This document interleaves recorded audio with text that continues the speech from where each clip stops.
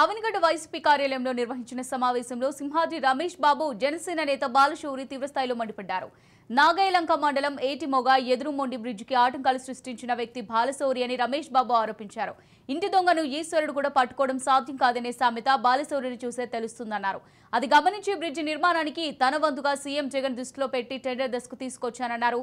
ఎన్నికలు అయిన తర్వాత ఆ బ్రిడ్జి నిర్మాణం గురించి చేసి తీరుతామని సింహాద్రి రమేష్ బాబు స్పష్టం చేశారు.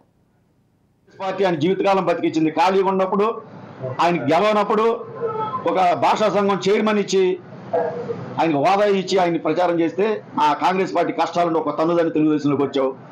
ఇవాళ తెలుగుదేశంలో కష్టాలు ఉందని చెప్పి దాన్ని బతికించడం కానీ ఒక తన్నుది అంతకుముందే 3 రోజుల ముందు చెప్పావు. నేను కండవా మార్చను, జెండాలు మార్చను, నేను పంజరంలో వదిలిన పక్షికి నాకు స్వేచ్ఛ వచ్చినట్టుగా ఉంది, నాకు టికెట్ రాకపోవటం అని ప్రగల్భాలు పలికావు. మళ్ళీ వాళ్ళు ఏం ప్రగల్భాలు పలుకుతున్నా అవుట్ ఫాల్స్ చూసి పునర్నిర్మాణం చేస్తావంట.